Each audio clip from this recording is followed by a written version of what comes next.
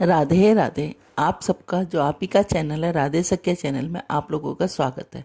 आप लोग कैसे हैं? जैसा कि हमने आपको पहले गुप्त नवरात्रों के टाइम पे भी बताया था कि माँ के नवरात्रे 4 साल में 4 बार आते हैं, जो 2 गुप्त नवरात्रे कहलाते हैं और 2 खुले नवरात्रे कहलाते हैं।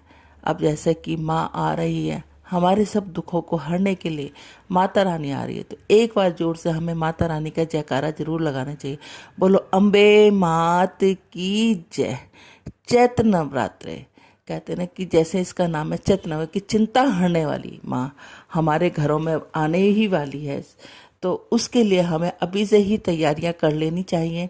और उन तैयारियों के लिए क्या क्या चाहिए वो मैं आपको बताती हूँ। जो इस साल 2022 में चैत्र नवरात्रे 2 अप्रैल से शुरू होकर 11 अप्रैल को सुबह संपूर्ण होंगे, क्योंकि हम जब चैत्र नवरात्रे करते हैं, जो पूरे नवरात्रे करते हैं, वो प्राण नवमी तक के प्राण करके, चाहे उनके यहाँ अष्टमी को कन्या पूजन हो जाता है, लेकिन वो पूरे नवमी तक व्रत रख के और 10वीं की सुबह माता रानी को से आज्ञा लेके फिर अपने व्रत खोलती है। लेकिन ज़रूरी नहीं है कि आप व्रत करो, व्रत ना कर सकते हो कोई बात नहीं, लेकिन हमें माता रानी को ज़रूर मनाना चाहिए। उसकी सुबह शाम पूजा अर्चना करनी चाहिए और उसके साथ हमें हवन पूजा सब कुछ करना चाहिए। व्रत ज़रूरी नहीं है, क्योंकि हमारा शरीर साथ नहीं देता, हम व्रत नहीं रख पाते, कोई बात नहीं। लेकिन इस टाइम में लहसुन प्याज बिल्कुल नहीं खानी चाहिए, सात्विक भोजन खाना चाहिए, चुप रहना चाहिए, ज़्यादा किसी की चुगली निंदा नहीं करनी चाहिए। साथ में हमें सुबह शाम माता रानी की पूजा अर्चना करके, उनके भजन कीर्तन करके माता रानी को मनाना चाहिए। अब मैं आपको बताती हूँ कि चैत्र नवरात्र की घट स्थापना का टाइम किस टाइम है।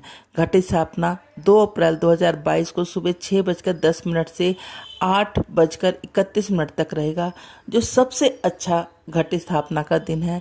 इसकी अवधि कुल 2 घंटे की है। आप इसकी तैयारी पहले दिन भी कर सकते हैं, 1 अप्रैल से भी सारी तैयारी, सारा सामान मैं भी आपको आगे हवन सामग्री बताऊंगी, सारा सामान बताऊंगी कि हमें इस पूजा विधि में, माँ की पूजा विधि में क्या क्या सामान चाहिए। आज मैं आपको सामान की लिस्ट बता देती हूँ और वीरवार को आपको उस सामान का सारा एक डेमो करके भी आप लोगों को दिखा दूंगी। अब चैत्र नवरात्र करनी चाहिए।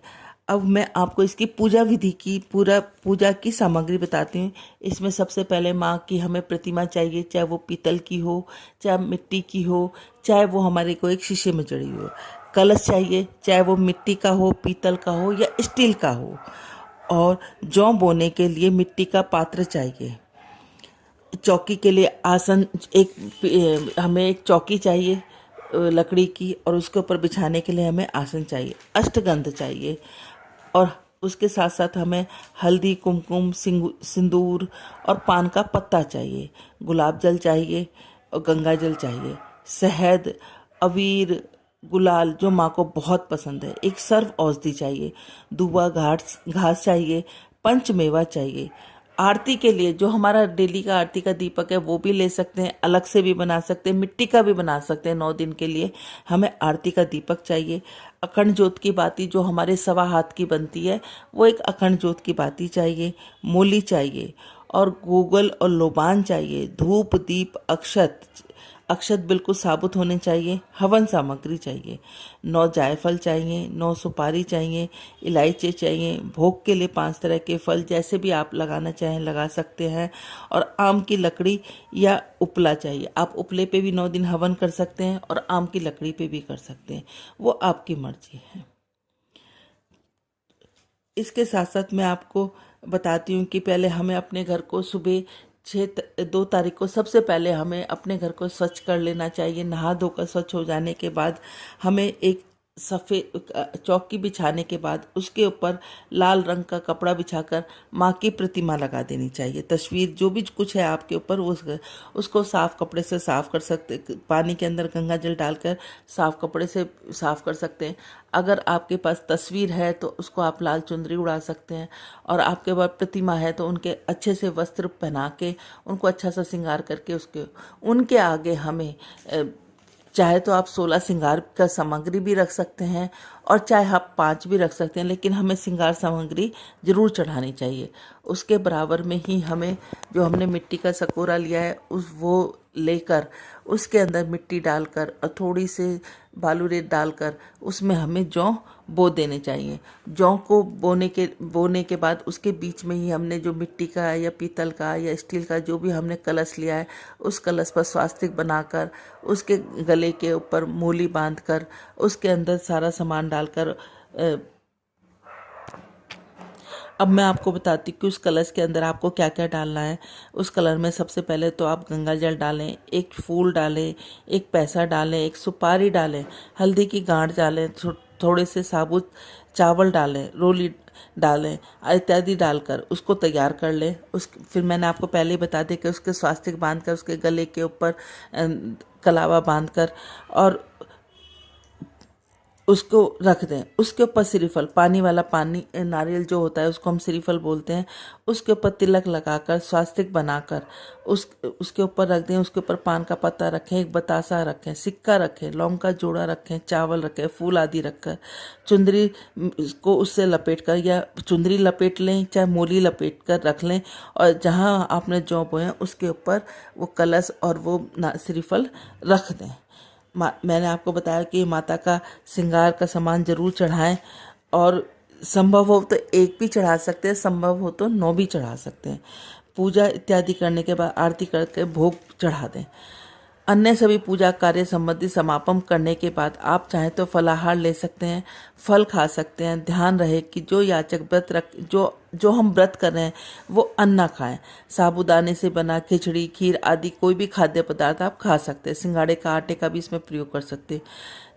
जो व्रत नहीं कर सकते कोई बात नहीं, वो पूजा अर्चना करने के बाद आप उस सात्विक भोजन दोनों टाइम कर सकते हैं। आप इनमें 9 दिन क्योंकि श्री राम, क्योंकि इसमें पूजा श्री राम की क्यों होती है, एक तो रामनवमी को उनका जन्मदिन होता है, साथ में जब माँ सीता को वो लेकर आए थे तो इन्हीं चैत्र नवरात्रों में लेके आए थे और चैत्र नवरात्रों में उनका जन्मदिन पड़ता है। और आगे उनके भक्त हनुमान का भी चैत्र पूर्णमासी को जन्मदिन पड़ता है।